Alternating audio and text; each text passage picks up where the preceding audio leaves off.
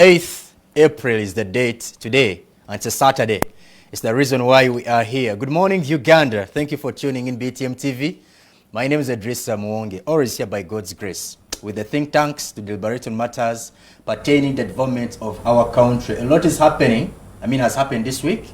Some have found their place in prison. They're paying for the atrocities they committed. I'm talking about none other than the Minister for Karamoja Affairs, that is Dr. Mary Goretti Kitutu. As I speak now, she is an inmate down there in Luzira. That's why she was remanded after being produced in court. She was charged with causing loss of public property and also abuse of office. Now, for the last 2 weeks, we've been talking about, the iron sheets that were meant for the Karamojongs, but which found their way in other places. Looks like people have started paying, for those, iron sheets. In Kenya, the storm calmed because Raila Odinga and William Ruto, the president, they agreed to sit on a round table and then not on a round table. Ruto was very clear that that was not going to be a handshake, but rather they were going to, speak or talk, through parliament. So we expect tranquility to return to that part of the country. Back to Uganda here, the NUP party was divided. How and why? Because the leadership had made a resolution that no leader should go to attend the Chankwan's retreat. But some leaders defied the party's position. They went there. Now, according to some leaders, the NUP are saying that leaders who went to attend this retreat need to be punished because it's not a good idea to defy the position of the party. Still speak about the NUP. According to Uganda police, they were planning to hold national protests, countrywide protests. They had, in the possession of T-shirts which had writings like, Kunga, and so many other words. According to the Uganda police, Chisoboka, raise up, tunahitaji uhuru, and so many other words. Now these items were actually confiscated by the Uganda police. Now according to Patrick Onyango, the protests were slated for May 8th. Police had intelligence, they intercepted, and so protests won't happen. And also remember, some time back when Chagulanyi Ssentamu, the NUP principal, or president for that matter, some time back he said that something soon was going to happen soon in Uganda, so we should prepare for it. Who knows, maybe what he meant was the protests that Mr. Onyango here was talking about. Welcome to the dialogue.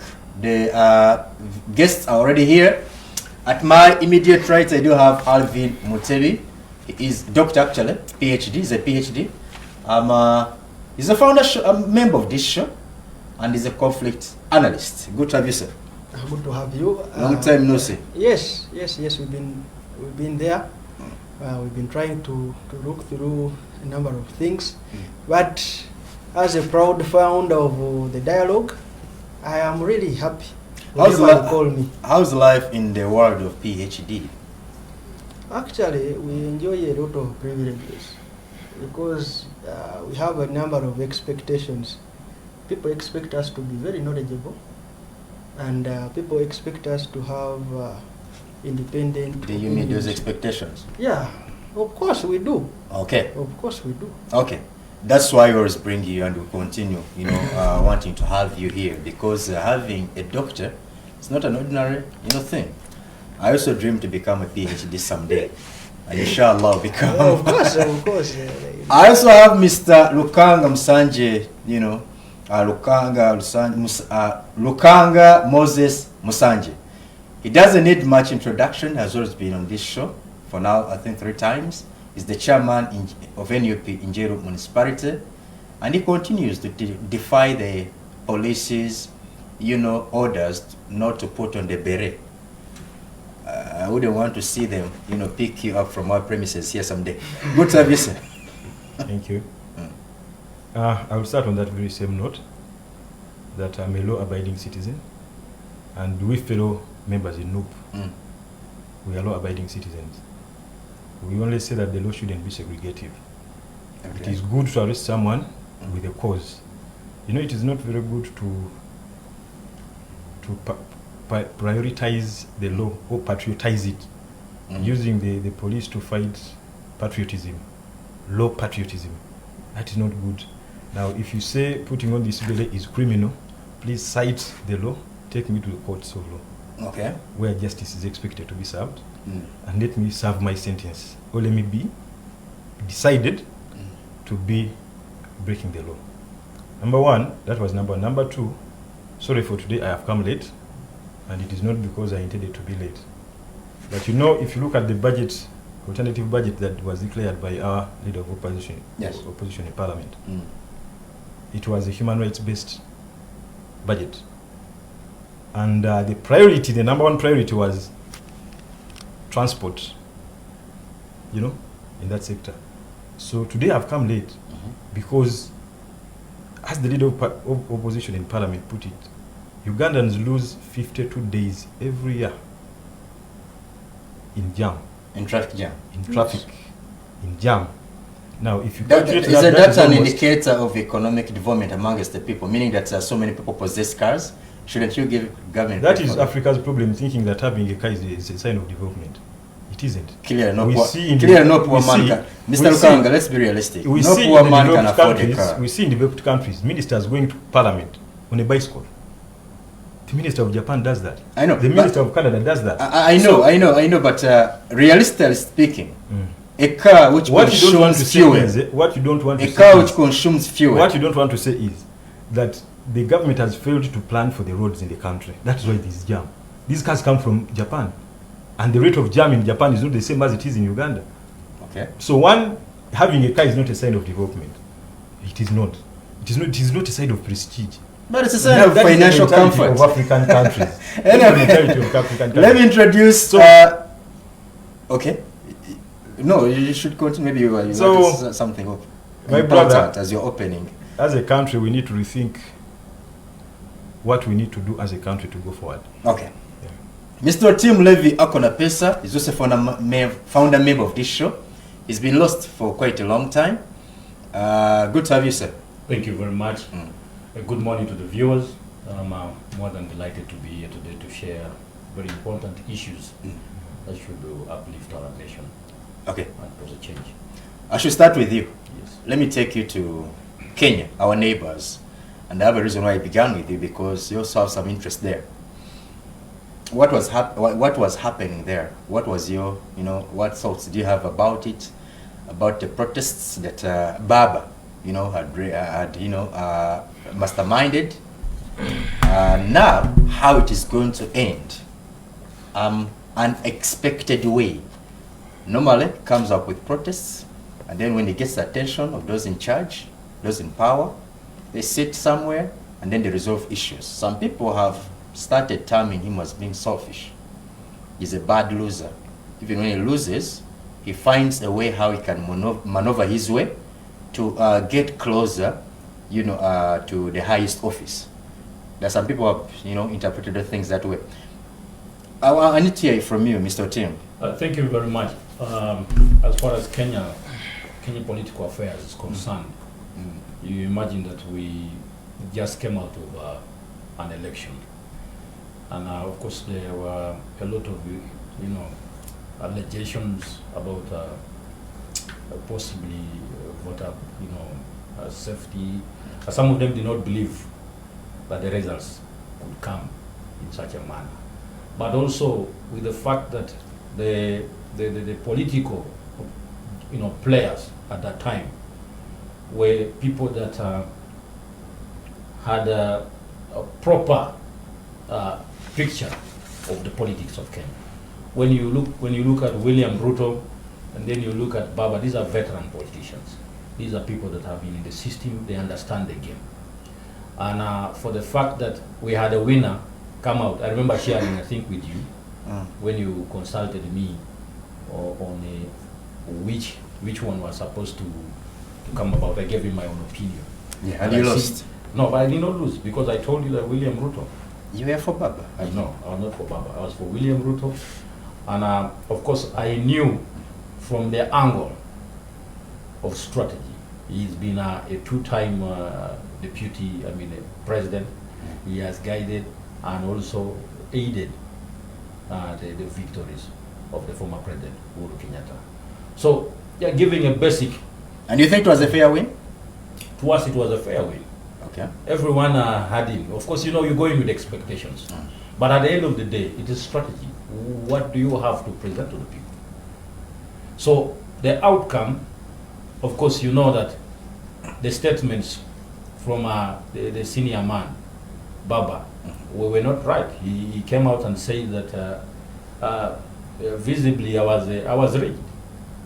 He did not concede to the results like the other. That's why I asked you. Yes. And when you reminded me that you were for Ruto, I was like, maybe you were privy to some information that, because those were alleging that Ruto could have got some, assistance from abroad, external assistance. There are those even who mentioned Uganda among those countries which offered him assistance. You see, to be a president or to be a head of state for a particular country, you need influence from external forces.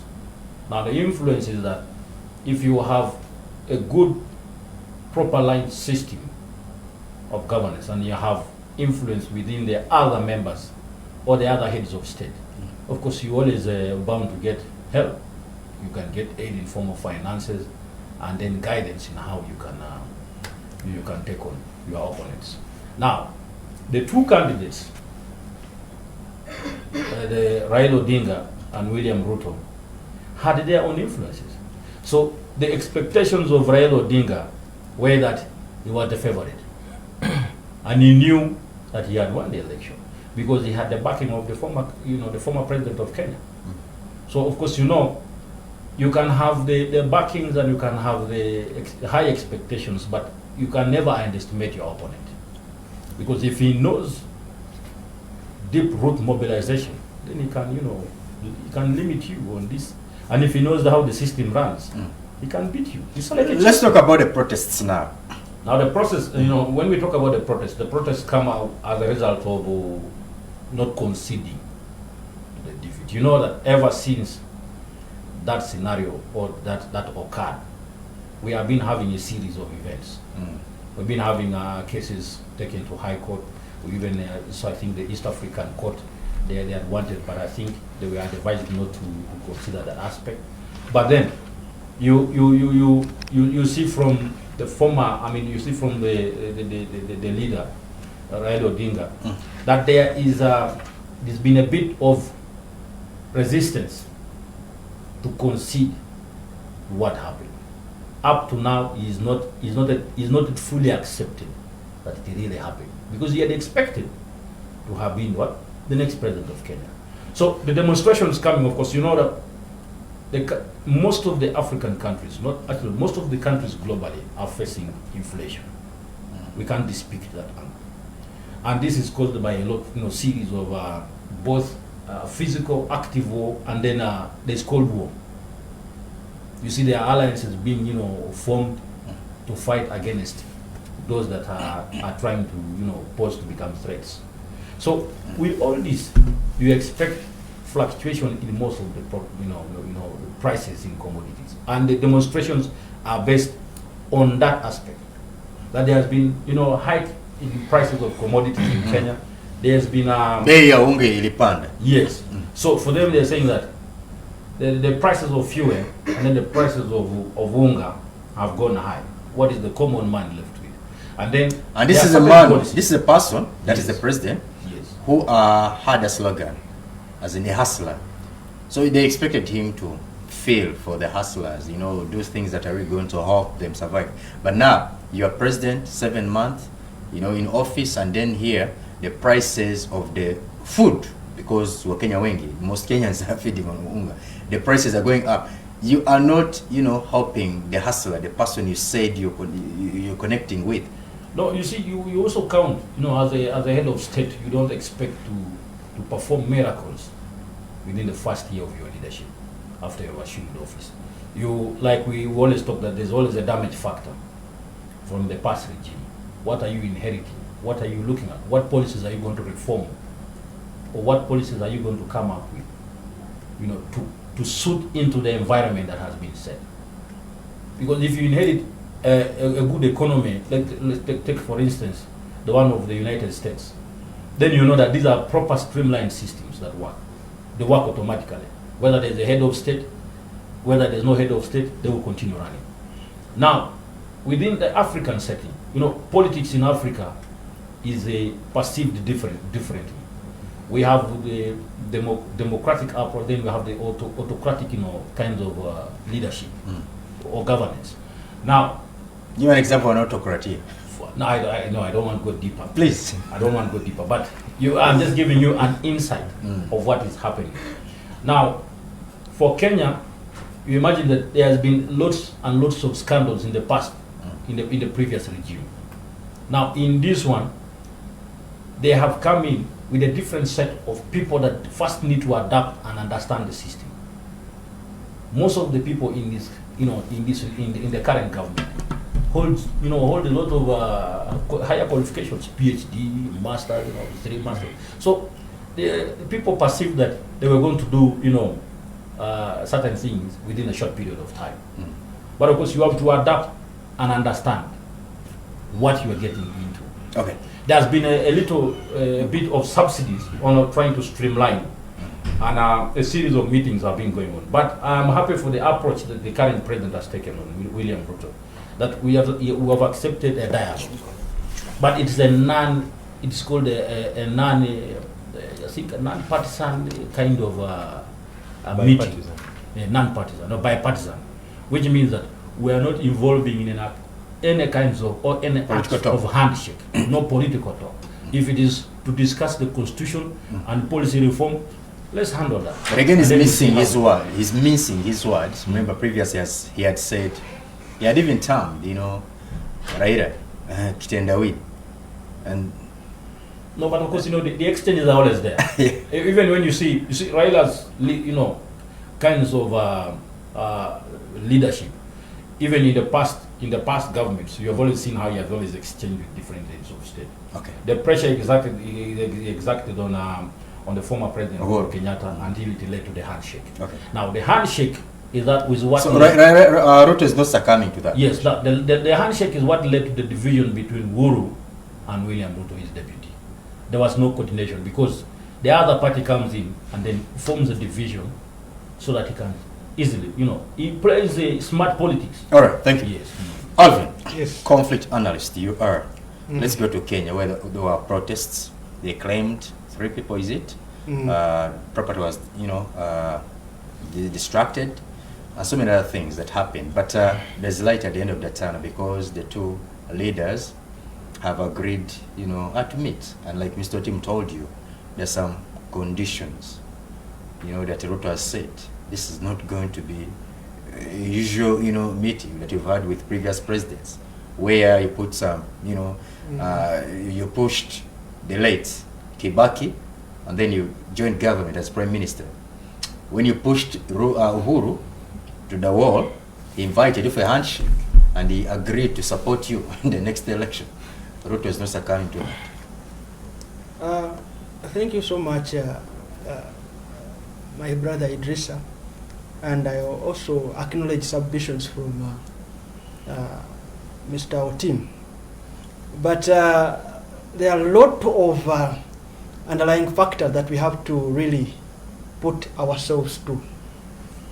One, we have to first of all assess the 2007 kind of conflict that happened in Kenya and the outcomes that, you know, led to now Baba becoming a strong opposition in Kenya. That is one. And then 2, we also have to look at the events that followed after, the aftermath of 2007, and also the aftermath of the election between that brought Kenyatta into office. You know, Raila, Ruto and Uhuru were taken to the ICC. Pressure coming from Baba himself. And while at the ICC, these people, Ruto and Kenyatta, were working closely together, and Kenyans showed them solidarity and support while there. And to me, that is where I concluded. I was like, now, Ruto, come rain, come sunshine, is going to be the president of Kenya one day. To what I saw that time. When was that? I think it was 2014. Yeah, 2014, 2015, around that time. And I was like, And there you concluded. yes, this man is of going course. to come. Yeah, yes, of course, because I saw what exactly happened. Because I even remember when Kenyatta was going himself to the ICC, he told this guy, Yes. I'm leaving office. He left him in charge. Yeah, I'm leaving you in charge. Take control of these affairs. And when he returned, he was like, this man has played a very wonderful job. Even when I was away, I really thank him so much. He gave a very worth speech, you know, praising Ruto. And to me, that was a signal. Now, we get ourselves to election period. Remember, they still have a nostalgia of 2007, which they do not want to get back to. What do you do as a political scholar of Machiavelli? What you do, you get to the side of a person you know that if I get to his side, we won't cause mayhem to the country. So this man decided to join the camp of Baba, pretending that, you know, we part way with my deputy. So I joined the camp of Baba. Campaign. Wasn't that equally dangerous? Because even you No. forsaking Ruto. It was very, It didn't go it well. was very calculated. That's what I can It tell rubbed you. the Kalenjin Yes. the wrong way. Because now, let me tell you, because now as a conflict analyst, what I observed there was that now this person is trying to see that he is planning for a safer landing on his side. Because one, remember, they agreed with Ruto. That one I'm sure they must have agreed with Ruto behind the closed doors that, you know what, I'm joining this camp, but you're coming as president. And then he's aware that come rain, come shine, I have to be a president of this country. Then Kenyatta will know that I have a safer landing, a better one, when Ruto is president. Wait, you're saying that although he decided to support Baba, he knew Ruto was going Yeah, to of course, he knew. So why did you choose to support him? Because now I'm coming there. Because if he chose to camp with Ruto, then the nostalgia would come back. After Baba losing, he would now start blowing the trumpets back to the ICC to bring cases fresh. So he was like, after all, this man has been on my side. So I suggesting that there's no bad blood between the former president and the current president? There is nothing. There's like no bad that. blood There is nothing between like that. Kenyatta and... Just to add to Dr. Alvin's Yes. submission, a statement that possibly it was a game plan is very, possible, and it is up to the pipelines as long as you know how to assess how it was performed. His involvement with his former opponent was a very deadly strategy for Raila Odinga, and some of us already sensed that it cannot lead him anywhere, and we're not going to lead him anywhere. The fact that he left his former partner, a very close, confidant, to go and dine with the enemy, the one that was opposing his policies, opposing his leadership, was a They were no longer enemies. Because Remember the handshake had changed everything. Look at Jubilee. They were no longer enemies. Look at Jubilee. They had patched up things. How many leaders does Jubilee have today in government or in parliament? There are only a few, a handful. Now, most of the people that crossed, that are in the new Kwanzaa alliance, most of them are Jubilee. They crossed to Kwanzaa because they saw that their leader, the one that they purported that he was leading them, had no direction anymore. Okay. But I can tell you that it could have been a strategy that you go the other side. Because when you are the other side, first of all, there's going to be a half of the voters of the former president that will not agree with that decision. Exactly. Because they did not vote him out of love for out of him as a person, but they could have voted him because you of the talked of influence a safer landing of for the Uhuru Peter Kenyatta. Yes. Now, what do you make of Mm. the destruction on his property we saw during these protests? Did you see that? Yes, I saw. People attacked, Yes. invaded his farm. Yes. Now, before even we could get there, now the game was planned well. The chessboard was played. The checkmate was, done, and this man was checked, and he was out of the game. Baba. And then we have President Ruto in power. And that is okay. Okay. The amenities that they have with the man. Fast forward, Alvin. Let's talk about now. What is it likely to be like? I mean, when they meet to talk, what kind of talks, what kind of results should we expect now from these talks that are going to be held? Did you read the BBI strategy?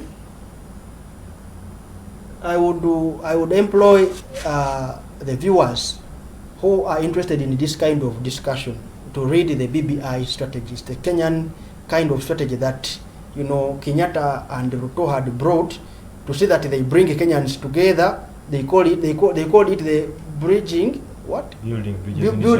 Building bridges initiative. That BBI. The way it was stated and stipulated, the interventions and everything like that, it depicts to what now is happening right now in Kenya. And this man is telling these people now, you look, we are bringing this strategy to build bridges with you people, and you did not want it to happen. They even went to court, and the Supreme Court threw the entire strategy out, But now, they are now on the table. And once they get there, the man will just present the strategy to him, and he'll be like, you know what? We have to work together. Come rain, come sunshine, we have to work together. If you are saying that you're taking the other way of opposing our government, you're not going to... Actually, Baba's strategy of opposition is not sustainable. You can't sustain that for a year. He knows. The only time he can sustain it is, I would say, maybe 2 or 3 months. You can't sustain that for a year. But at least the government felt his pressure, and that's why they were willing to give him an ear. I'm telling you, it is calculated. It is very, very because calculated. If indeed what you're saying is true, that they couldn't sustain it for that long, then the government should have just let them be. Let them be. After all, they are going to yield to nothing. It is very the much... attention he wanted. You see, when these leaders, choose to hold protests, their major objectives to have the attention of the state, or the government for that matter, and this was achieved when Ruto, who initially was saying, we are not going to succumb to your games. This is what you always do, get your attention. You want us to share power. This time around is not going to happen. That's what he was saying initially, but later on, he gave him an ear. Do you know that? That's what I'm talking about. Do you know that Ruto is survival for the next? Let me say until the end of his term, and even the next term. I'm seeing him coming back for the next term. Is much more dependent on Baba's opposition. What do you mean with that? Because now, if Baba goes away and he fades away, or maybe he continues with his, extremist, I would call it extremist kind of, opposing government, that Ruto won't survive. Ruto won't survive. So what he decided to do is that, let me show this man that I'm also in charge, and then I call him to discuss the building bridges initiative. And that is succumbing to his pressure. No, it's not succumbing. It's not succumbing to his pressure. You show that this man exists. You put him to his corner. And in fact, he was actually before even Kenyatta crossed to join Baba's camp. Kenyatta advised him, told him, you know what? You have to make sure that these opponents, you keep them in their corner. They be there in their corner, so that they are recognized, but you are in control, we are in control. And actually that was the strategy of Jubilee from day one. Like, we keep the opposition recognized, but we are in control. And actually, when even Kenyatta was campaigning to his second term, he used to say that we recognize the opposition, but as Jubilee, we are in charge. And he has maintained that. That recognition, don't you think comes with something? Of course, it has to come with something. Yes. You know, it has to come with something. The same applies to what Museveni is doing now. Let me go to Mr. Lukanga. We recognize the opposition, give them leaders of opposition, I'm not talking to Mr. you know, Lukanga. and the budget line, they be there. Mr. Lukanga, according to police, you, not you per se, but your party, you're also trying to, you know, emulate what the Kenyans are doing. And your protest was slated for May 8th. As the two leaders move to talk, you know, to patch up things, that is Raila and the President Ruto, what lessons are you drawing from there? Do you, in the first place, support that Raila should agree to come, you know, sit on the same table with Ruto and they discuss things? And of course, if you agree, somebody's going to ask you here that why don't you also do the same? Find a way you can. President Museveni has always wanted to, you know, to talk to you, but you've always, especially the NUP, according to him, when he was speaking at Kololo, he said that leaders of other political parties, they are willing to listen, but those NUP people are very stubborn. What lessons are you learning from, you know, the Kenya protests? And also, do you think the two, when the talks, you know, begin, are they going to yield something, you know, good for Kenyans? And also the lessons we draw from there, as NUP especially. Thank you so much. First and foremost, I would like to state it categorically clearly that the spokesperson of police is not the spokesperson of NUP. We have a very able and eloquent spokesperson in Honorable Joe Senyo, who is deputized by an equally well-eloquent person in Waisom Fumbiro. Correction, he was not speaking for you, but he's saying that according to intelligence. They gathered. True.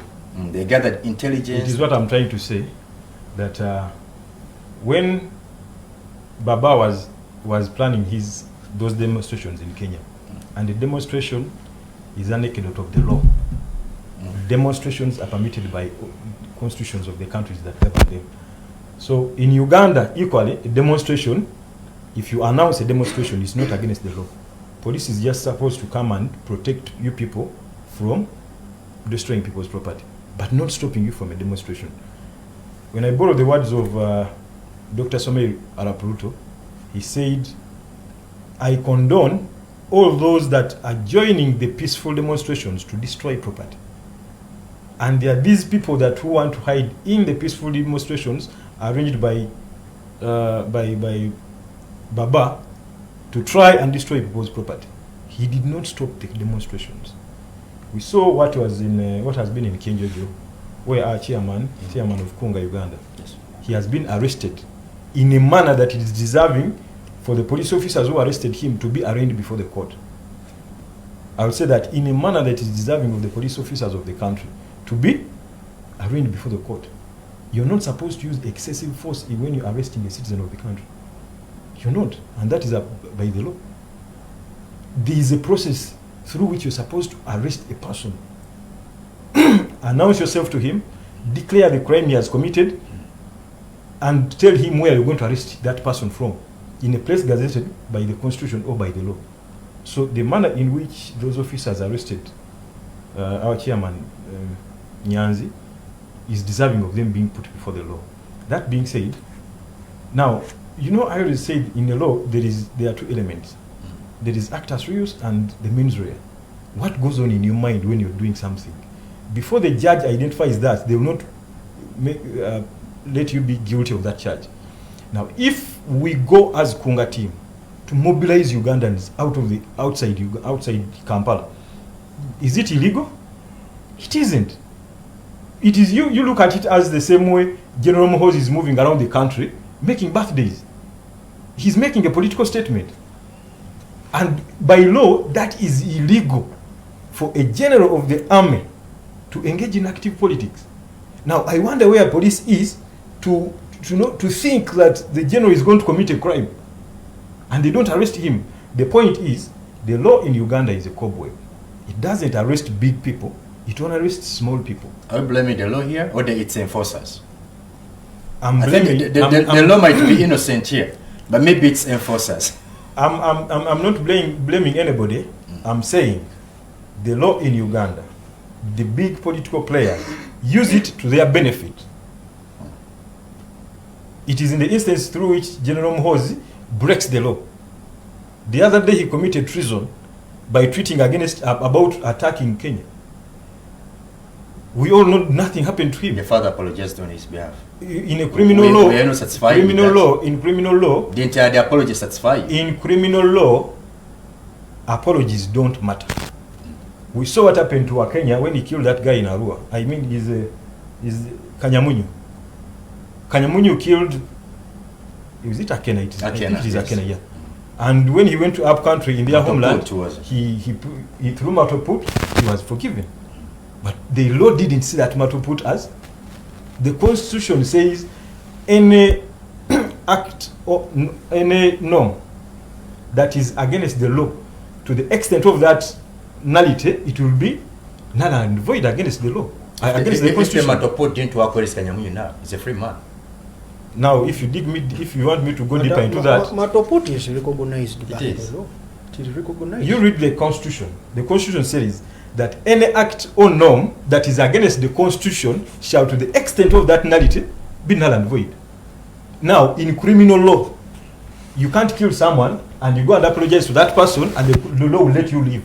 It doesn't work like that. Why isn't Kanyamunyu now in jail? Now you're driving me into if you describe. Let's go back where it's you took us there. Jonas is always curious. So and anxious too. I mean, always curious to learn. Yeah, But going back to we Kenya. are talking about Going back to Kenya. You can't understand what is going on in Kenya if you don't know some of these three things, according to my perception. See, at the beginning of this year, the MP for Fifi constituency, that is around bordering Kenya and Somalia, Yusuf Salah.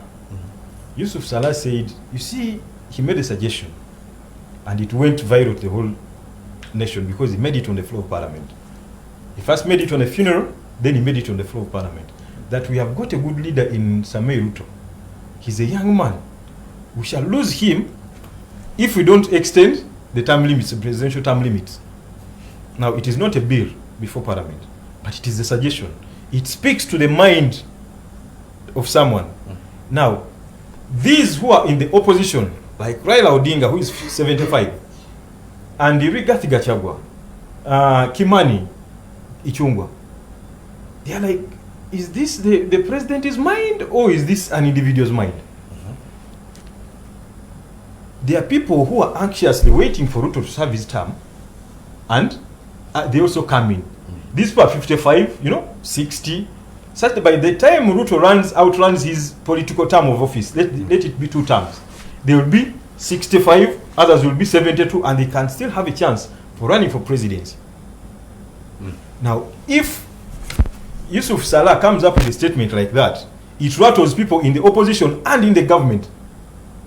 I mean UDA, those who are under UDA. UDA is the United Democratic Alliance of Samei Ruto. That is one part. The second part is, when you read the statements made by majority leader in parliament, Kimani Ichung'wah. Kimani Ichung'wah said, we want to get rid of the unending leadership of Baba Raila Odinga. I wonder what is wrong with the Jaluos.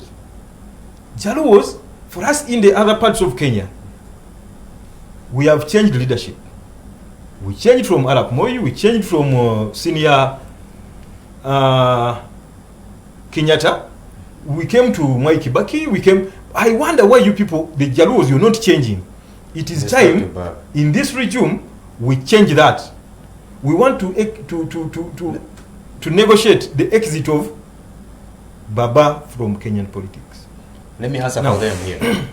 He's Baba. Did you change your father when he's still alive? Baba is a metaphor, not literally. Yes, and they regard him as their father. Baba amesema, father has spoken. Exactly. Now, so they look at him as their father. When you read that into the minds of Kimani Ichung'wah, Kimani Ichung'wah said, we want to get rid of the unending leadership of Baba Raila Odinga. We changed from Arap Moi, we changed from senior Kenyatta, we came to Mwai Kibaki, we came to Kimani Ichung'wah And you read into the minds of Yusuf Salah, it speaks to the opposition, and it is speaking to the Jaluos. It is the reason you're seeing these demonstrations. You want to get rid of the Jaluos. Now, I'll take you back a bit to why I was disappointed that Baba didn't win that election.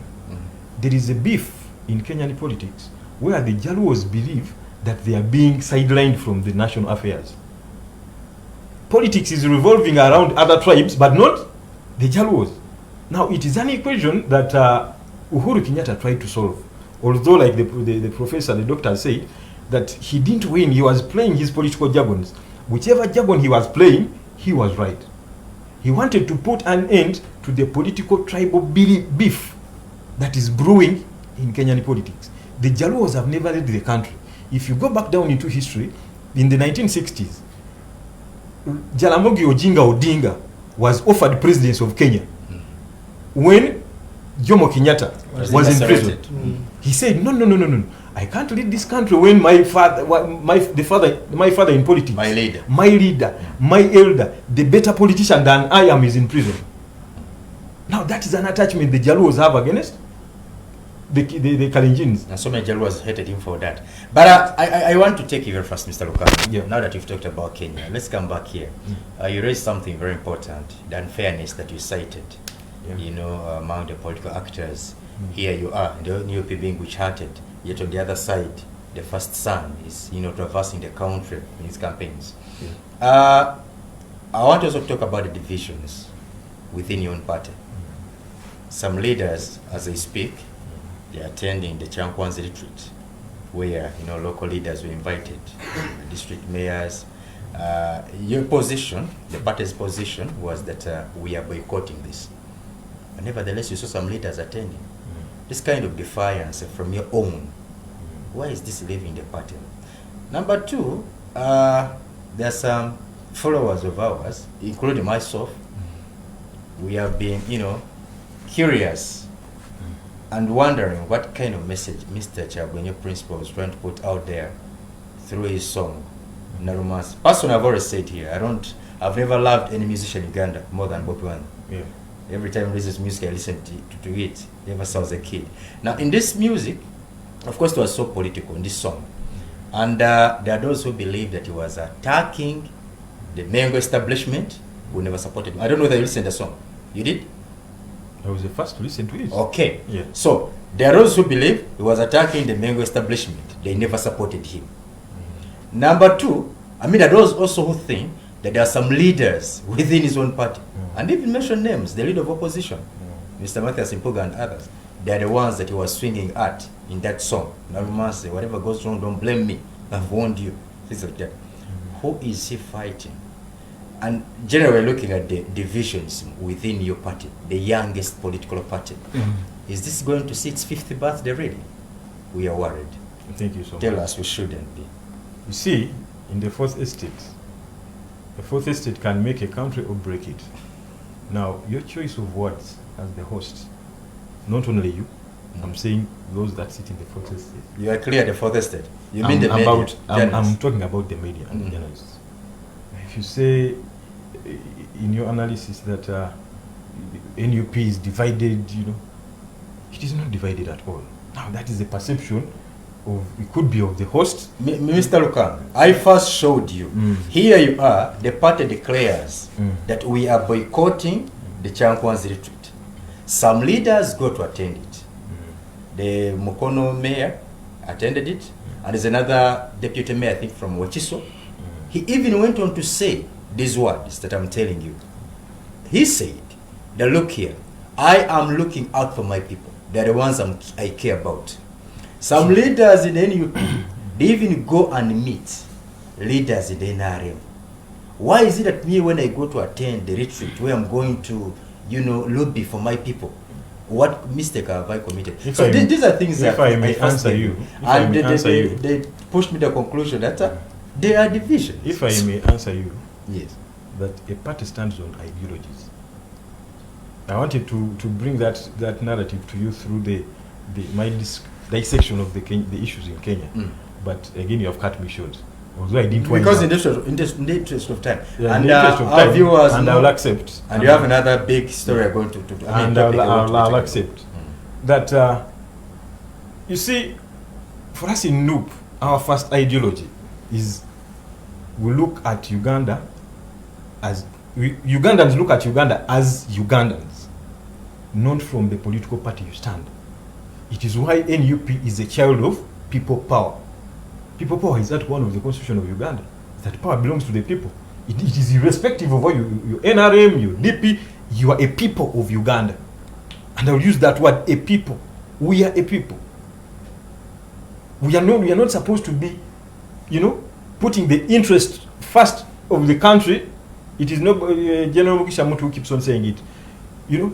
Service above self. Serve the country before you serve yourself, your personal self-interests.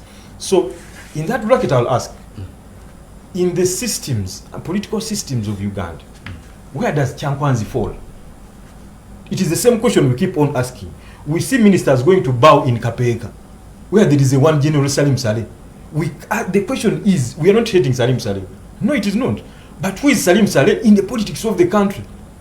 We have ministers, we have prime ministers. Of Operation Wealth Creation is the chief. If he's the chief head of... An initiative of the government to help Ugandans... Is the head of Operation Wealth Creation above the prime minister of the country? Is he above the vice president of the country? But we have seen vice presidents going to Kapeka. Now, Uganda needs to disabuse itself. And about Chankwa, you asked questions.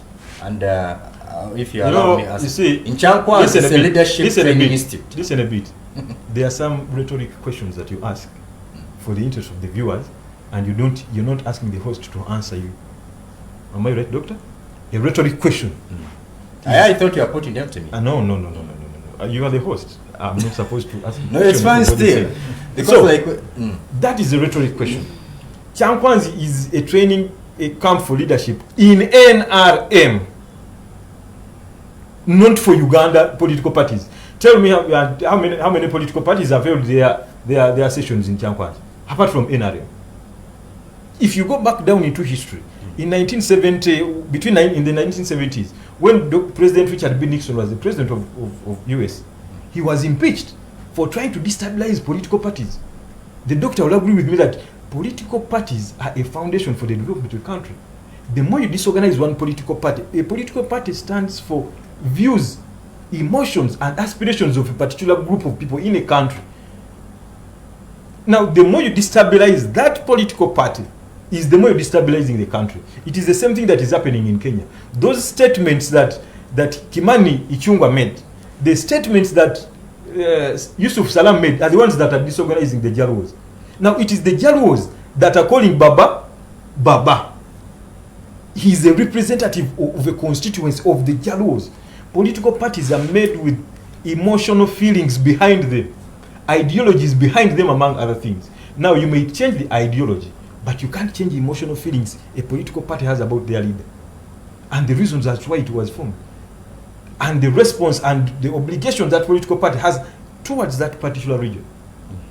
Now, it is because the Ruto is undermining the emotional statements made by the Jaluos when they stand up and say that, you see, the former head of Independent Elections and Borders Commission in Kenya, he was impeached from his chairmanship. Chebukati. No, you really don't Chebukati. The one in 2013, his name has run out of my head. But in his book, in his biography, he was writing, he said he tried to sit and discuss with the people from ODM, with the Jaluos and other people from ODM, Orange Democratic Movement. They told him, he tried to explain to them as to why he's good for the position. The best candidate, the professor from ODM told him, we shall not accept you because Baba does not like you. The man had to resign. In however much you reason him, politically, economically, they will not listen. Baba is saying he doesn't like you. Now those are emotions. Those are emotions. You can't break both of them. Coming back home here. Moderator, I want to give some information. There is no way. Actually, the reason as to why we have gone wrong in our politics is because we do play our politics with emotions. The same applies with legislation. Nowadays we are legislating out of emotions, and that is the dangerous thing the state can ever do. Once you start politicking using emotions, there you're not going to deliver anything. I will agree with the doctor, but these emotions are brought by the person, the president is the one who rears the emotions down. I'll give him an example. In 2003, between 2003 and 2005, when Kibaki was the president, he won the election by over 60%. He's the man who has won the Kenyan elections with the highest with the highest percentage. Come 2005, he wanted to change the constitution in his benefit. Now he was playing with the emotions of the Kenyans. Mr. Lukanga, he was making an emotional decision, Mr. Lukanga, thinking that the fact that he got over 60%. You keep diverting me. You keep diverting me. I'm not diverting you. With I'm Kenya. not We are diverting back you. home here. You see, together the viewers and some people, they are sensing some divisionism within your party. And I gave you the areas that make us feel that indeed there's some divisions. I told you the song, We Understand Uganda. Omusajja agambye mu luyimba lwe temwamuwagira bana abawano. Now we are wondering which people is singing that. I get. Two, I told you about how then your party's position was that we are boycotting the retreat in Chankwanzi. Nevertheless, we had some leaders from your own party attending it, and they even gave their justifications. That's why it's best to say, could there be some divisions? So can we put some focus on emphasis that? on that? Yes. You see, it's a general rule that you can't give what you don't have. Now there is what we have. In the operations of NUP, there is rule of law. Now you can't offer rule of law when you're participating in breaking the law. It is why I asked you, where does Chankwanzi rank in the government institutions, where you're supposed to take local leaders to deliberate issues? But Chankwanzi is a national training It's a national institute. training institute now. And then I asked you that you tell me Fully one established. party other than NRM that has organized arrangements or meetings in Chankwanzi. There is none. Can I provide some information? No. For the sake of our viewers. I don't want to continue getting diverted here. My interest is not in Chankwanzi itself. We all know what Chankwanzi does, and I'm pretty sure also Mr. Lukanga knows. My interest Is boycotting. yes. Why are some leaders defying the party's position? Number two, the things that we are hearing. I want you to tell us that there is no divisions in the party. We are still intact. There is no divisionism in NUP. I'll give you an example. There is a reason why Theodore Sechikubo is called a rebel MP. Because he diverted from the position of the party on the ideology of the party. That is why they called him a rebel MP. It was Theodore Sechikubo and Tinka Simiri, They they now ceased being rebels. They patched up things now. Now, it is They are no longer rebels. Was there division in NRM? No, it is not a must that whichever position a party takes, the party member is supposed to follow it, even when it is wrong. Now, I would say the big question is it right to organize national mayor's retreat in Chankwanzi, a place everybody knows is an NRM warehouse where NRM members meet to dissect what is You are going a on chairman in this in NUP in Njero municipality. Yeah. If you came up with the resolution, and then some leaders, your subordinates in Njero municipality went against it, how would you feel about that? And what are we supposed to think? Do we still think that do we still respect your leadership in that particular? Let me just add into what you're saying. Just a second, because I was coming to you. Let him first answer. I'm coming to you. Immediately after that, I'm going to attack. How do you feel? Because I'm looking at here the party's establishment, leadership. They say that this is our position. We have nothing to do with the NRM. Here, NRM organizes a retreat. And you say we are boycotting. But some leaders go there. They attend. You see, they even justify their going there. You see, where is this leaving the party? That's where my interest is. This doesn't leave the party anywhere bad. Why? There are 3 or 4 members of the local governments that attended that meeting. And when they attended that meeting, they have to give reasons as to why they attended it, even though there is a statement that has been written by the party chairperson. It was written on 23rd of March, barring any member from attending those meetings. And if they did on their own volition.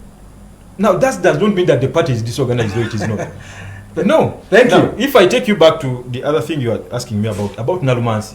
Now, Nalumansi you asked whether it is about Baganda would support Museveni. Nalumansi, it is like Uganda. Nalumansi is the whole of Uganda. Nalumansi is trying to say, bana Uganda, nze wamwe. You see, in 1983, yes, between when Mr. Museveni was in the war fighting the Obote regime, Obote kept on saying, Museveni toli muna Uganda, Museveni oli muna Banda, Museveni toli muna Uganda.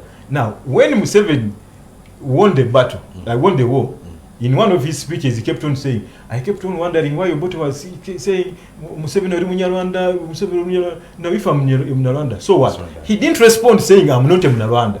Okay. He left it in open. Let me go to a team. Listen, this is a very, very paramount thing. Okay. Now, when his Mr. President Robert Kyagulanyi says Nalumansi is the rest of Uganda. He's saying Mwebana Uganda. Mulekanzo wamwe ne mulonda atali wamwe. He's not narrowing it down to Uganda. Why? Now, in the whole of Uganda, yes, we have 57. NUP has 58 MPs. I can tell you. If you can see, I can tell they are you. Only the 55 MPs have come from Buganda. Now it will be foolhardy for you to say that Buganda did not support Bobby Wine, and yet it is where he got almost 90% I love of the that MPs. PRA doing for him. I love it, but you clearly know that what it is the reality. It is the reality.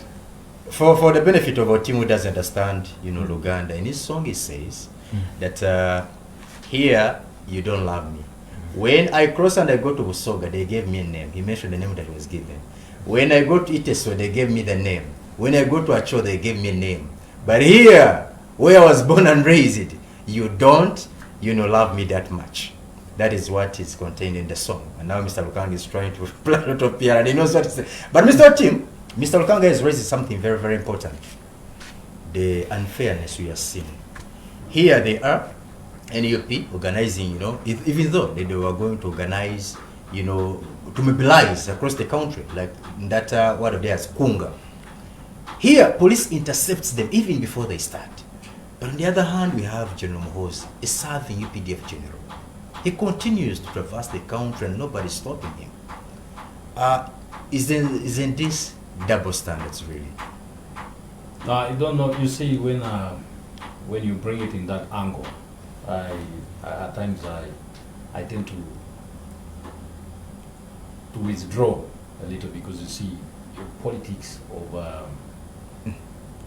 naming is what is not good for growth. But as far as political, party politics is concerned in Uganda, we have had NUP, that is a new party, take up the charge being leaders of opposition in parliament. And I remember having a discussion, a talk show, I think some 2 years ago, and similarly the same thing. What expectations are Ugandans probably viewing or perceiving from NUPs, play or role? Because now, being the new party that has the highest number of members of parliament in opposition, we expected that there should be some bits of pressure in form of political, policy play.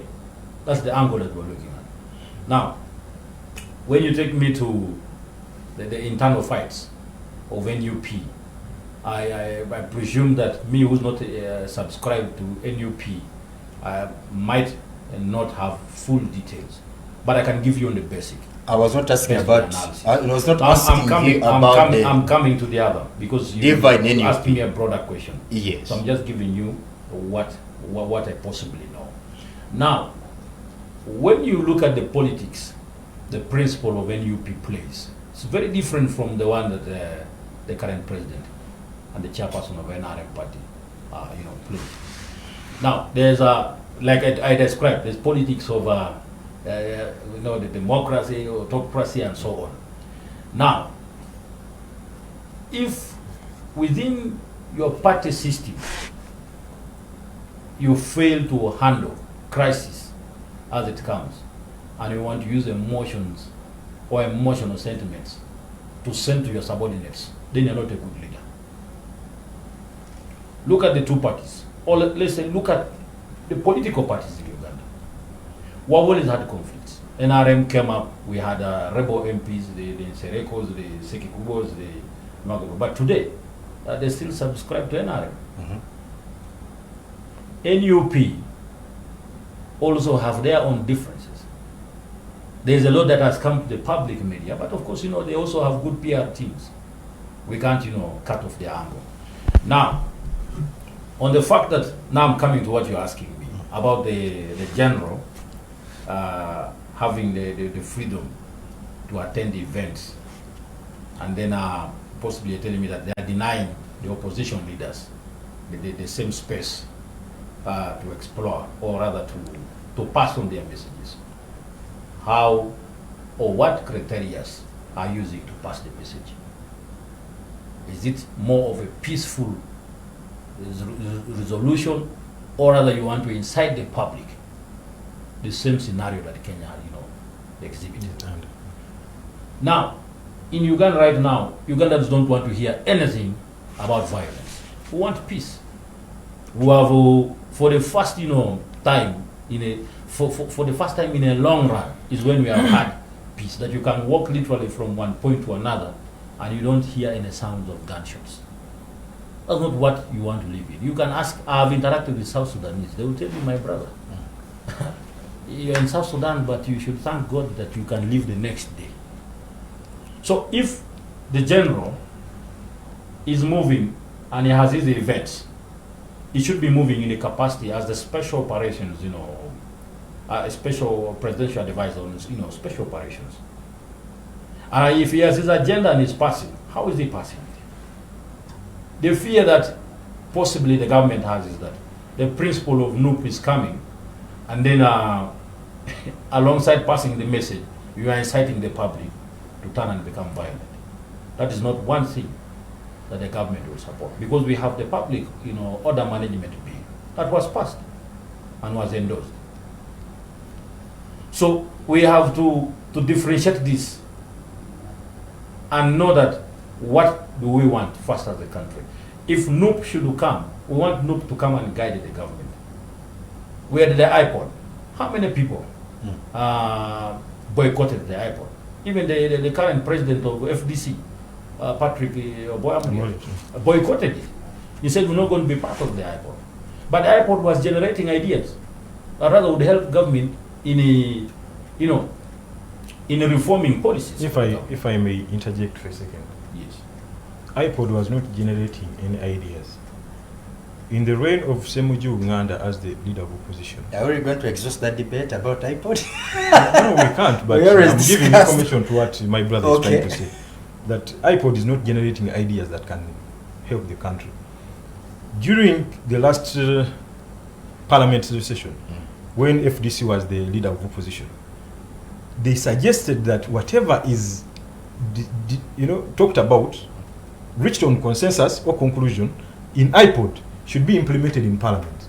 The president refused, and that would have been a way forward, in that it would have made the iPod more biting and more meaningful, that whichever these political heads discussed was in the interest of the country. That's why you didn't participate. That's why you didn't participate. Exactly, because iPod, but do you eat the fruits of iPod? You go to iPod to pose for photos with the president. But you eat the Otherwise, fruits. there is nothing that good comes out of iPod. Do you eat the fruits of iPod? The second, Mr. Tim, do you? You take the now the difference is in ideas that are coming from the iPod. But you continue are they to take helping the the country, or are they? But you continue to take the money. For example, for example, that's why I said you cannot exist this, Mr. Luka. Let's just leave that at that. No, you see, when we take the money, but iPod, you don't want. When you talk about iPod, it might take us a whole day. That's why I said. Yeah, true. But then you say, because you take the money and you want to participate. I'm just trying to chip in and then guide our basis of the debate. That NUP expectation, or our expectation of NUP, was that it is coming in to rather give a push in policy reforms. What is NUP coming with? Is it coming in the form or in the angle of guiding the country to become a better version? Mr. But Tim, not. No, let's be clear on this. You are diverting me. Let's be clear on this. Yes. One, I don't, and nobody out there expects you to say anything polite about NUP. That's clear. Why? Is NRM leaning? He doesn't have anything else to say about NUP. I subscribe. Why? I subscribe to NRM. Why? I'm a member. Why? The question I put you was very clear. But I want you. Maybe I'll ask Alvin, who I know is neutral. But about you, for your sake, Mr. Tim, I wanted you to address the unfairness we continue to see, where the law enforcers continue to suffocate the opposition. And this case, you're Under talking the about guise of the law. Eh? They suffocate, they don't give them, allocate them the same space like they are doing with you. I wanted you to address that kind of unfairness, but not speak for NUP, because I don't expect you to say anything. I'm not speaking for NUP, I'm speaking for NRM. And when you hear me try to bring up a point, But, as an analyst, you shouldn't be there's getting me problem. Now, okay, on how you are driving the point now, let me answer you. And in the 9th Parliament, during the times of Amama Babazi, when he was a super prime minister, we came up with a public order management bill. And what was it about? It was to manage on the modalities or disorder within how leaders should handle public events. If you are coming in a diplomatic way and your events are within the proper streamlined systems, there is no problem with that. But if you're bringing your event and the motive is to bring violence or to bring disorganization into the public, then the law will deal with you. No one is above the law. Let's take a break. Including Amama Babazi. Amama Babazi. He was the first one to test the wrath of that law. He's very own being. Let's take a break. When we come back, I'll be starting with Alvin here. You're going to be also sharing your thoughts about this. So this is what we term as injustice, where the law enforcers continue to suffocate those who are opposing the government. And also when we come back, dear viewers, shall we talk about Dr. Mary Goretti Chitutu? As I speak right now, she's an inmate in Lusira. Why is she there? Because she abused her office when she caused loss of public property. My name is Idrissa Monge. The dialogue will be back after this break.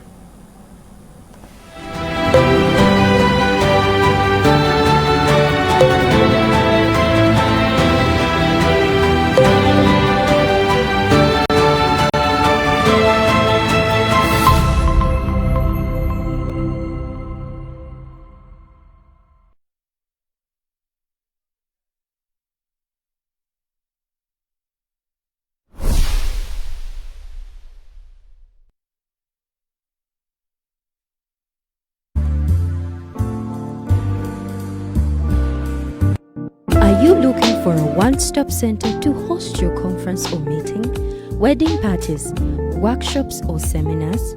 The Bani Conference Center has the perfect modern space for your event.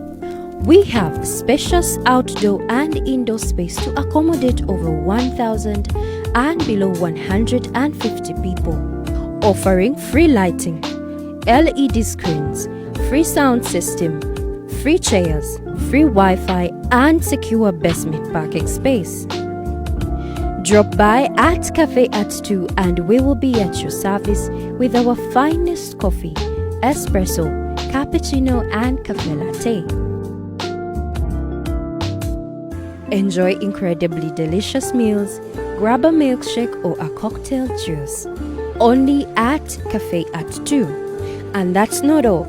We have the latest video games for the game lovers. We are located in the city center at the Tobani Center Building Level 2 along Ginger Road opposite DFCU Bank. For more information and bookings, call 0772 307875 or 0750 647486. Tobani Conference Center, the place to be.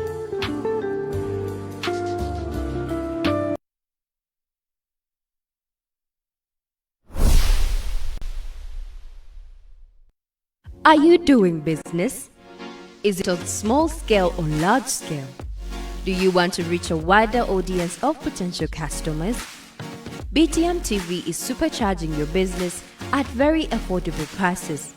Grab the opportunity and advertise with the fastest growing channel and tap into our vast audience. Find us at Aga House Level 2, Mawanda Road, Kamocha, or our social media platforms at BTM TV, or call us on 0755 823 228 or 0793 001 858. BTM, we transform.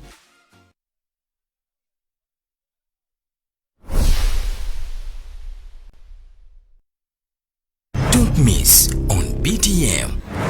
The second coming of Dr. Livingston on BTM television. Just want to invite you to our programs right here every Thursday at the Lancha Fellowship at Tobani Center from 12 to 1 p.m. and every Sunday morning from 9 to 10. We shall be here live. Remember, it is impossible before you tune in. Whenever you tune in, whatever is impossible becomes possible. That is what we believe. When the anointing meets with expectation, then your miracle is a guarantee.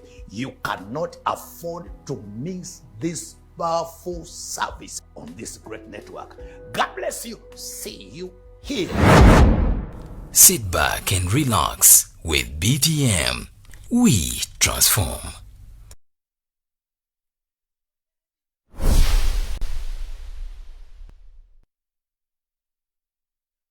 Don't miss on BTM. It's time to get your groove on because curiosity is meeting context. We are hoping to hear an even firmer voice condemning such injustices against the people of Uganda. Bitterness and acrimony cannot settle us down as a country. Every morning, 7 to 9 a.m. Daybreak starts you with the most important information. What makes people go to the ruling party at night behind closed doors? If you don't act together, what is small becomes big. Current affairs and entertainment. Tanzania Uganda kubanga bye bakola tibikola wano okukwata sikwizi muganda wo munene n'omuwala. We know that your mornings get heated up regardless of how it is outside, and that is why we are informative and inspiring to connect you. Sit back and relax with BTM. We transform.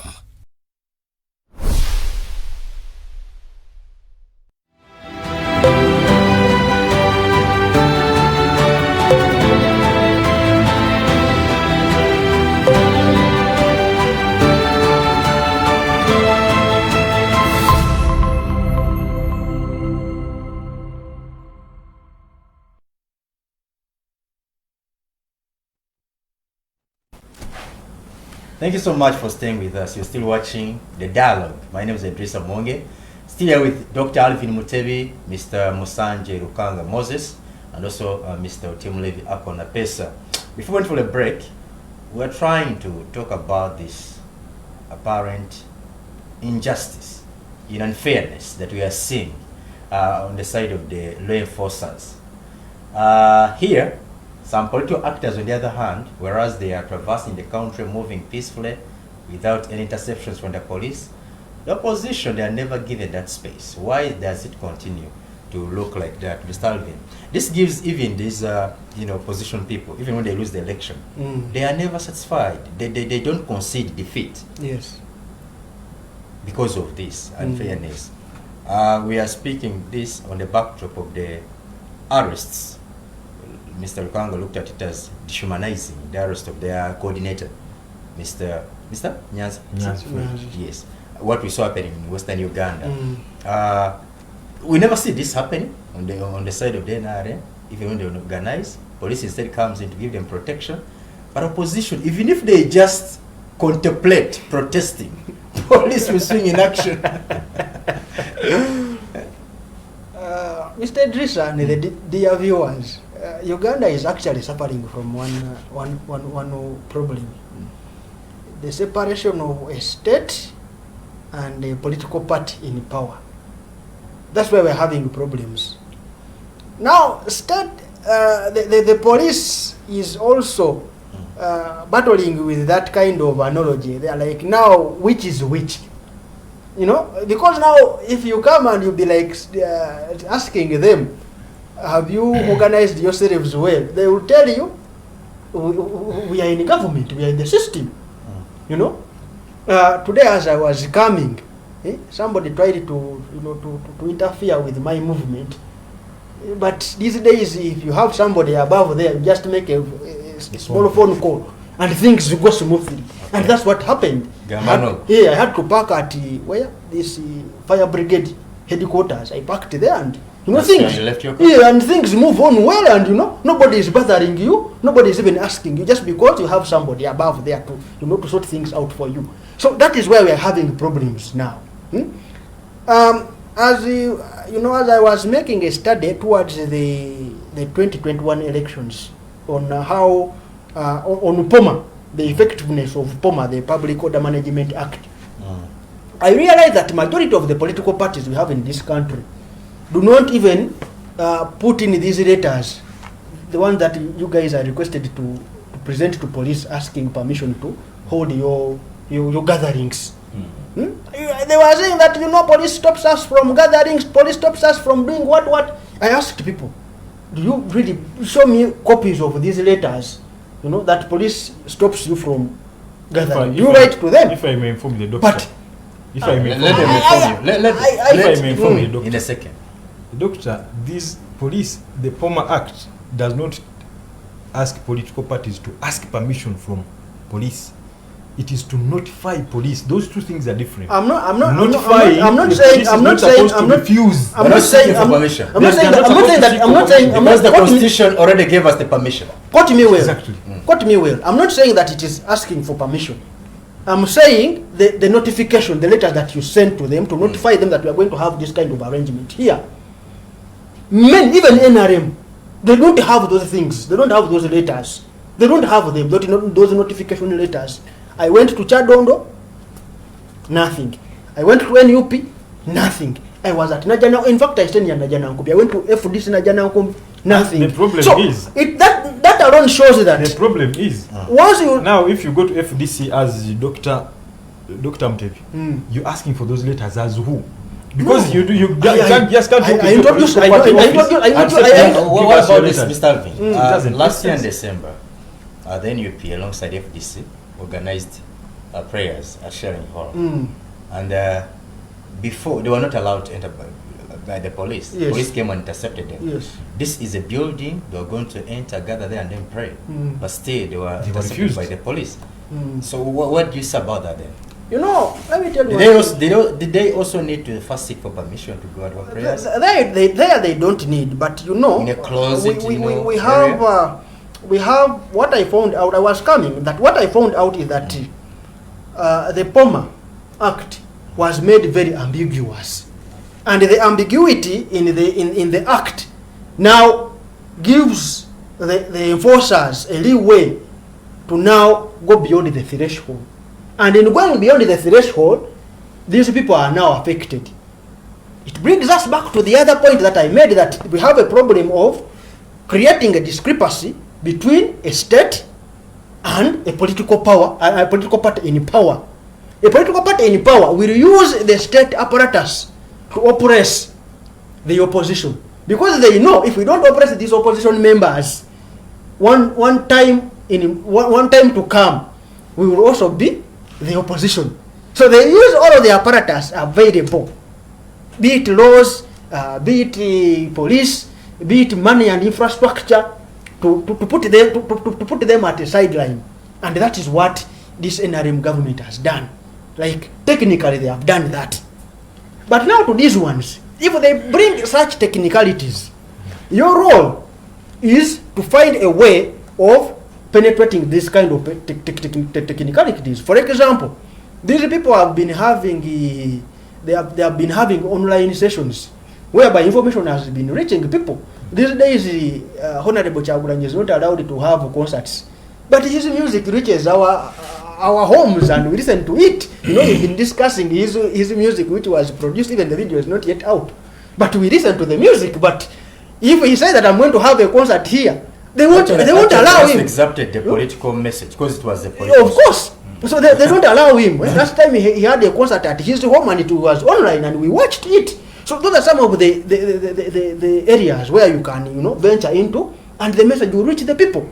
I will listen to it and then send it to maybe Mr. Idris. I tell him, you know what, these people have a position here. They're talking about ABCD. Much as it is online, if they give you a platform whereby you dialogue and exchange ideas, you go and attend. For example, they called you people at Chankwanzi, so we would expect you to be there. If they try to radicalize you or maybe to put in their ideology into your mind, you tell them, look here, we also have a position as a political party.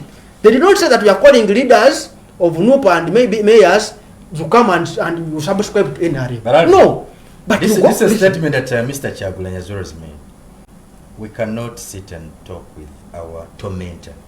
If this is being perceived as, and they give a justification. Look, and you recall, they have a long list of their supporters who continue to languish in jail. Yes. Isn't that enough justification for them to refer to your leaders as their tormentors? Let me tell you and so something. that's why they don't want to meet them. Let me tell you Mr. something. Idrissa, What you're saying, yes. Mr. Idrissa, let us not divert ourselves and let us not divert the dear viewers. Let us be very categorical. If you look at the manner through which these people conduct themselves, honestly. Which people? Through which they conduct themselves, honestly. Which people? It is really, at times they go. No, you know, the police. Your supporters. Your supporters. Let me be very categorical. There's a time we went to Kamocha. But they have these, you call them the foot soldiers. They actually behave like police officers. They actually behave like army people. If I may interject, listen, my brother. Give me a second. Please, for fairness, give him a second. For the interest of our viewers. For the interest of our viewers. Yes. CPAPA has always been seen around President Museveni. I thought you are going to. I'm giving you information. He said our supporters. It is what I'm trying to say. CPAPA is always seen around Museveni. He came to Kamocha and he fired live bullets. And people went meanders. He's an NRM supporter. If you remember what happened in Parliament, I think a few months ago, there is an NRM member of Parliament. He went ahead and beat up a soldier on camera. Nothing has ever been done to him. Now, if you give me one example where an NUP supporter has slapped an NRM supporter, then I'll be right with him to say that NUP supporters are around there. No, I'm not saying that. I'm not saying that. Wind up. I'm not saying that. Cut me well. The law enforcers. That's what we're discussing. Just taking you back to the point that we're discussing. No, I'm coming to there. Yes. So we don't have. There's a moment of time when I really wanted to participate in some of your activities, but we even go there when we are fearing. You find somebody who will be like, you know what? They are very strong young people. Very energetic. How do we approach such a They push you, they push you away. They are like this, They don't even create way for you, and you're like, now I've come to attend your activities. Please give me a platform where I come, I attend, listen, that kind of things. Gentlemen. And if a policeman looks at such people, even our police people, they really need training. That's what I'm talking about. They really need training. Train them and make sure that there is that kind of, connection. But if that is not provided for, gentlemen, let's discuss now. Alvin Mutebi, thank you so every much. Time. Thank you so much. Let's now speak. Let's speak about iron sheets. This is something we have been talking about for the last 1 month, and looks like people have started paying a huge price for that. That is the minister in charge of Karamoja affairs. Remember how it all began. 39 billion supplementary budget that was set aside to purchase iron sheets and goats, to be taken to Karamoja specifically.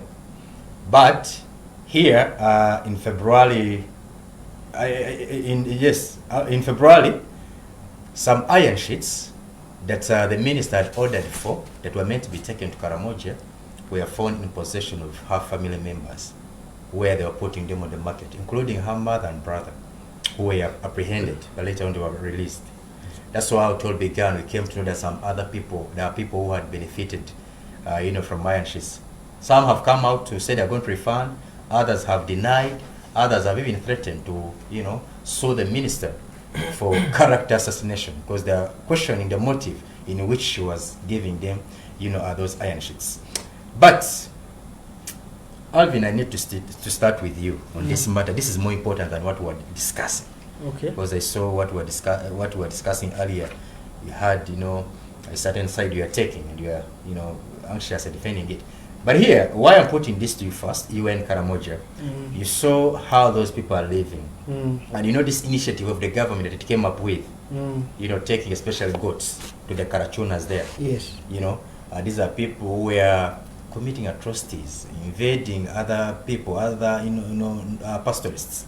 But the government was like, if you quit, those bad activities, here we are giving you goods. That's why the government set aside a huge sum of money to help, push this initiative. But here we are, and things have been stolen. Tell us from your experience in Karamoja there, what you saw, and now when you hear that someone has stolen what is meant for the Karamojong, how do you feel honestly in your heart? Honestly, I feel so bad, and it's very disappointing that our country can get to this kind of thing. Minister being arrested over mishandling of property meant for a certain group of people.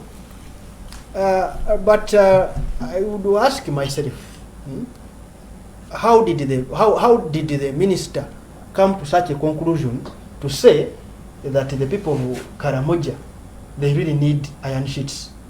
That would be question number one. We did not see any position paper. We did not see any empirical research grounded and even let me give you some background information in a second. That's why I'm here, to moderate and also to give you some information, background information on that. When President Museveni's wife, the First Lady, also current Minister for Education, Jet Museveni, when she was still the Minister for Karamoja Affairs, yes, she came up with the homestead model, yes, whereby she wanted to improve the lives of the Karamojong, yes, to shift them from living in grass-thatched houses, yes, to put them in modern houses. Yes. So she came up with an idea of a model homestead. But the few Karamojongs who were moved into these homesteads, they said we are not comfortable here. We are used it, to our original homesteads, not like this kind. So do you know the minister surprised? Let me first give information. Probably you need to know this. Now the minister was like, maybe, yes, if you don't like this kind of, brick built, houses, how about we give you iron sheets, you construct your local huts, and then use them to thatch? They were like, it's okay. That's how the idea of iron sheets came into play. Let me tell you, when I was in Karamoja, I myself, I interacted with these people in a place called Kiru Town Council. That is in Abim district. I asked these people, why is it that you don't sleep in these houses? Because we saw them very, very abandoned. One, Karamoja is a very hot area. The iron sheets attract heat, and they are uncomfortable compared to a Manyata, a grass-thatched house. Then when it rains, the hailstorms that hit the iron sheets, they say that their women get miscarriages after listening to that kind of noise of the rain. Those are the two factors that they give that stopped them from staying in those kind of houses. And then, if you really look at what they really wanted to do, let me cut the long story short. In what they wanted to do is that they wanted to create a system where they make Karamojongs settlers. In making Karamojongs settlers, that means that you're going to introduce a new land tenure system, which is not communal. So you introduce a tenure system which will give Karamojongs land titles. In giving Karamojongs land titles, remember Karamoja is seated on minerals. So there will be scramble and partition for minerals, whereby the mafias from here, within Kampala, will now rush. Purchase land will go and purchase land there, because now there is an established land system. After giving them Mabati, they start contracting their houses, they become permanent houses, they become permanent settlers, establish a Miro land system, which Miro land system actually you are fighting against here in Uganda. But you want to introduce it in Karamoja and pave way for these people to start to go buy land that side and then destabilize the peace that side. That is my observation as one. Then Your two, observation. yes. Then two, we have also realized that in the issue of now arresting the minister and the other things that have happened, okay, it comes, but the arrangement was that there are what we call affirmative action regions, like Teso sub-region, Bunyoro, Ruwero Triangle, and those ones which have ministries. All of them, the OPM agreed that they let us purchase items for them to enhance their livelihood. But it was, to me, I looked at it as an oversight to purchase iron sheets for Karamoja.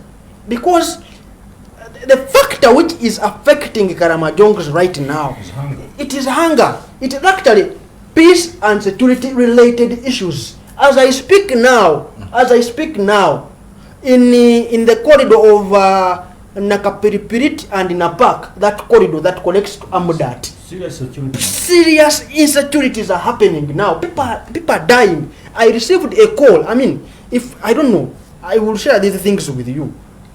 I received a call, and the narration that they were giving me, it was really terrible. You know, the warriors went into a hospital. They raped expectant mothers. We thought those things were over. My friend, these things are happening.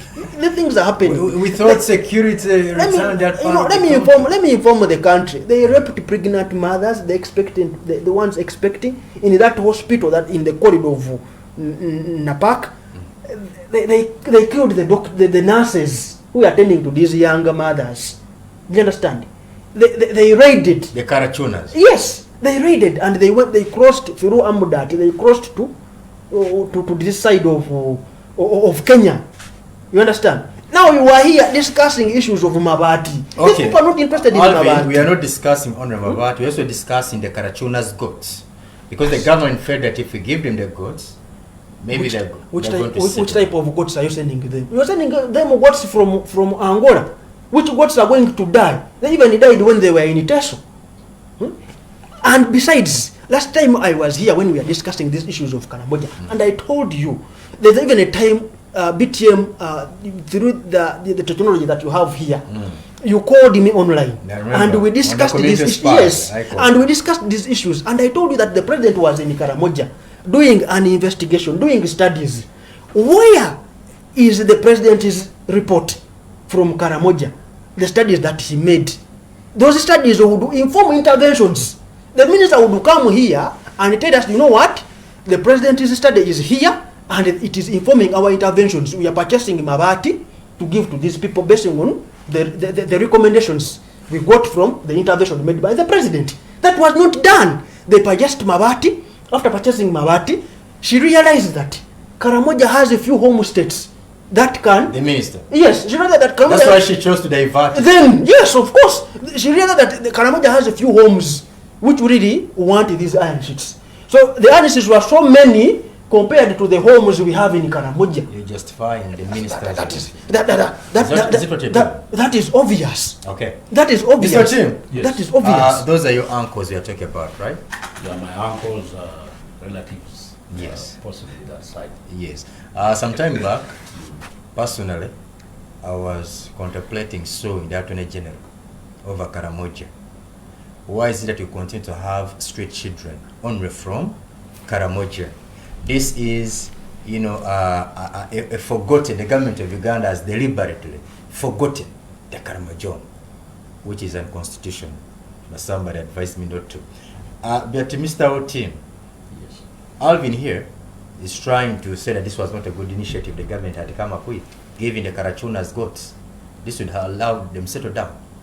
That's according to the government of Uganda. Two, about the iron sheets. I gave him background information, but he challenged it with evidence actually, because he was there and people there. That's what they told He told you what people told him. Yes. You know, Even if in you other go there words, now, they never needed they the will iron tell sheets you. in the first place. In fact, But let's talk about before other Mr. things Gunja comes as we also talk in fact, about Mr. Mulindwa, Dr. we should go there one time with you.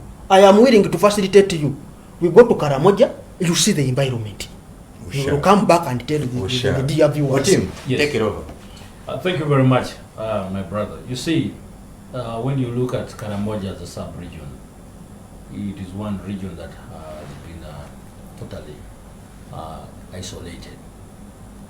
Back from the days of when the minister, the first lady, was made the minister of Karamoja affairs, is when they had a little, bit of experience, some kind of uplift. But by then, from that moment up to today, we've been seeing a lot of decline.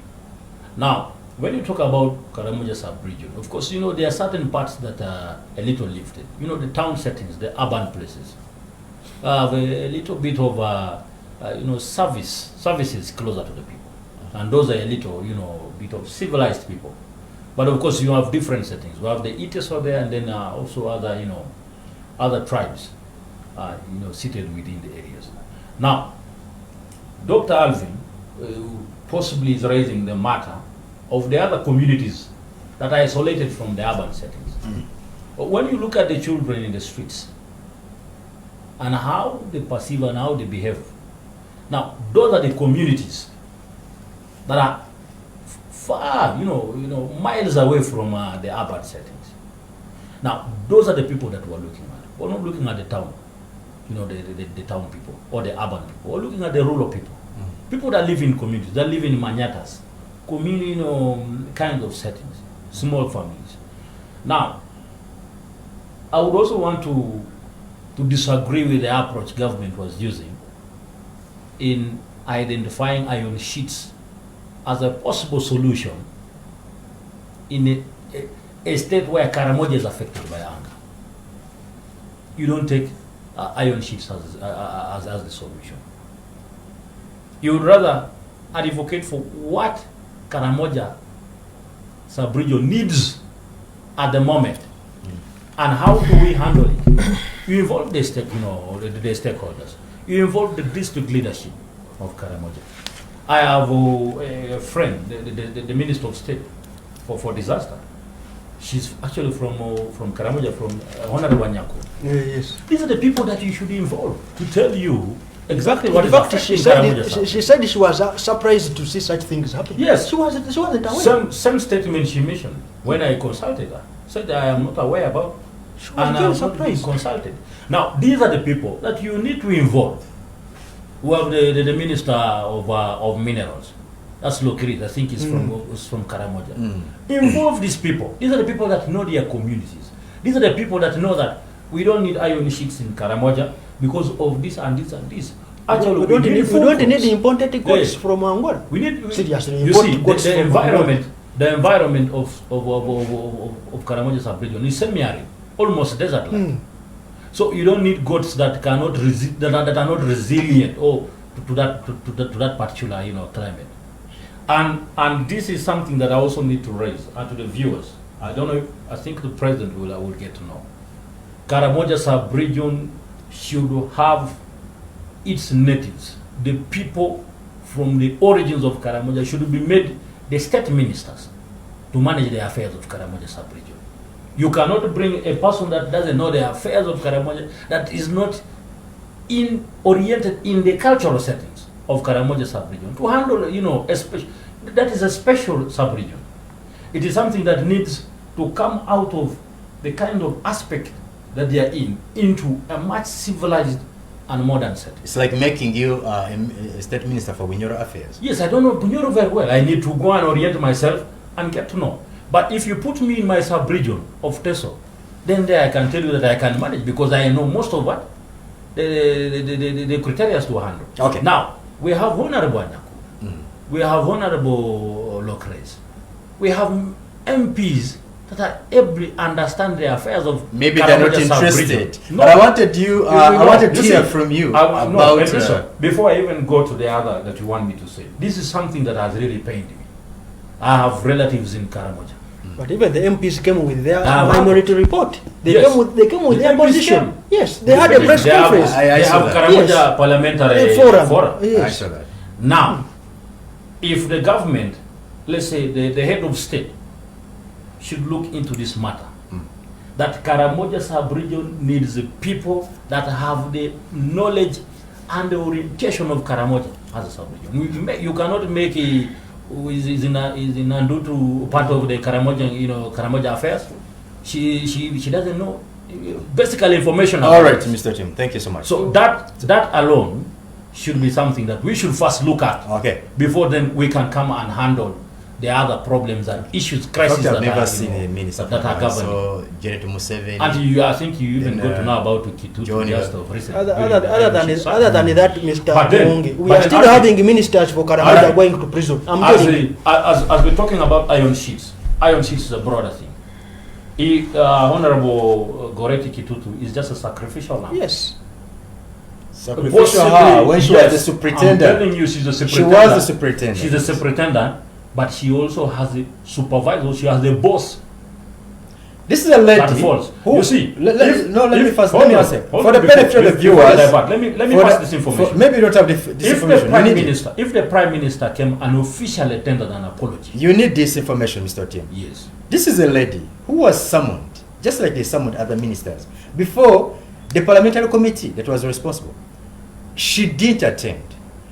The Prime Minister asked her, please, you can attend. She refused. Then on the third occasion, when she was threatened to be arrested, she appeared. She was asked to pronounce herself and she was mute. She was asked to take oath and she refused it. What did you expect these leaders to say? They simply handed her over to the CID. So when you say that they're being sacrificed, why didn't she speak? She's old enough to speak. She's a doctor for speak out aloud. She is an experienced politician. Why would she stay mute? This was so annoying. I don't know whether you saw that. Yes, I assessed everything. Yes. But I'm telling you, it is a broader thing. If we were to speak about it, possibly there are certain eggs she did not want spilled or secrets she did not want to allegations as always. Because let me tell you. Let me go, Mr. We are left with 5 minutes now for Mr. Lukanga. Please, Mr. Tim, I'll come back to you. I'll come back to you in there. Mr. Lukanga, I'll come back to you. I promise. I promise. I'll come back to you. I promise. 30 seconds for me to close the issue of iron sheets. The issue of iron sheets should be looked at in a broad aspect. Just like the Prime Minister came and tendered an apology. And the Right Honorable Speaker said everybody should carry their cross. So if the Honorable Minister wants to be identified as someone innocent, let her come and then, tell us the truth, where the orders came from for the iron sheets to be That's what we are saying. Why did she speak? Yes. Mr. Lukanga, over to you. Yes, sir. We are discussing this. Goreta, as we speak, Honorable Minister, is in Luzira. While appearing before court, she came covered. I don't know why was she covering her head. Why? She was coming to court, and here she's covering herself. Was she covering the shame, or what? But me, what disturbed me is when she appeared before the committee and she was mute. These are leaders, and they have always invited someone up, but she was snapping, their summons. And now she comes, they ask her to take an oath, she's mute. Take it over, Mr. Lukanga. Thank you. But I'll begin my deliberation with response to Akona Pesa. NRM's Akona Pesa, what he's trying to say. He said, we look at we expect them to give alternative views and suggestions to the government. Then I ask myself, does he just close his ears and eyes to what is really going on in the country? When the leader of opposition tabled the bill, the alternative budget. He gave reasons as to why the budget is at 33 trillion.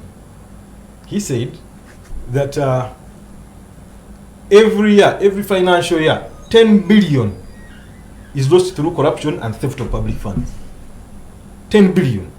Now, if you look at the projected budget of the country for the next financial year, it is expected to be around 50.92 trillion shillings. Now, if you make sure that the government assets, government finances are not stolen, they are not, lost through corruption by 10 billion, Uganda's budget of 43 trillion can be enough. if you factor in 10 billion that is lost annually. Why am I saying this? NUP is trying to give an alternative to the government. So I just don't know whether my comrade is... That's a warning. Is lost to that. Used to minutes. Now, going to Kitutu. Kitutu is a thief, just as very many others. Now, the law will try to say misappropriated funds, this. But an ordinary Ugandan that NUP represents there knows Kitutu is a thief. Now, this technical language of misappropriation of funds is but a border rider down there. My mother, who did go to school, you know, a P7 dropout will not go with your technical terms. Misappropriation again. Abuse of office. Secondly, abuse of office. B, it is theft. So I'll say it as an ordinary Ugandan wants to hear. That's how the president also termed it. That's how President Museveni termed it. Say these are thieves, so the police should do the needful. Although he keeps on protecting the thieves. If you go back to Aminu's regime, there was what they called a presumption of corruption. If you have assets which are more than your monthly earnings, you are corrupt. And on Aminu's regime, the reason in Aminu's regime they could arrest you, and when they arrest your lawyer also. You're trying to represent a thief. I'm sure a majority of you people would be arrested by now. I'm telling you. Let it be. For the interest of the country. That is the reason why when Amin was leaving power, when they ousted him out of power, Uganda had 45 airplanes. Today we clap for 2 bombardiers. An educated man of P3. He's not a Muganda. He's a Langi. He was a Kakwa. But what he did for the country, although the Times dictated that he wasn't the best. I'm not saying Amin was the best. I'm saying that the systems he used to try and fight corruption, they are the ones that work. Now, if you look at what the president said, no, they will run away with our money. What does it mean? Uganda has been left to people to just steal through. So, Kitutu deserves to be where she is right now. Yeah, she deserves to be where she is. Okay. And the problem is, with very many other more. Okay. What for us we are waiting for as Ugandans is now you have put in Kitutu. What is the Prime Minister Naban? What is the Speaker of Parliament? Because they are in the same... taking the iron sheets. They are in the same category. But I thank you. Our time is up. Mr. Lukanga, thank you so much. Mr. Tim Olivia Konapesa, thank you so much as well. And thank you, Mr. Doctor. I beg your pardon. Very many apologies, sir. Doctor. It's not easy to become a PhD. Dr. Alvin Mutebi, thank you so much as well. Thank you so much, our dear viewers. Now, tomorrow happens to be Easter. These days, such days, I look at them as days that we should, promote humanity, love each other, emulate the love of Jesus Christ, share with others. Why should we eat alone? You never ate alone. If you love Christ, love fellow human beings, share the little you have with others. Let us love each other, especially as Ugandans. Thank you so much for tuning in BTM TV. Our other programs are going to follow up until we meet again. That is next Saturday, inshallah. God bless you. See you then.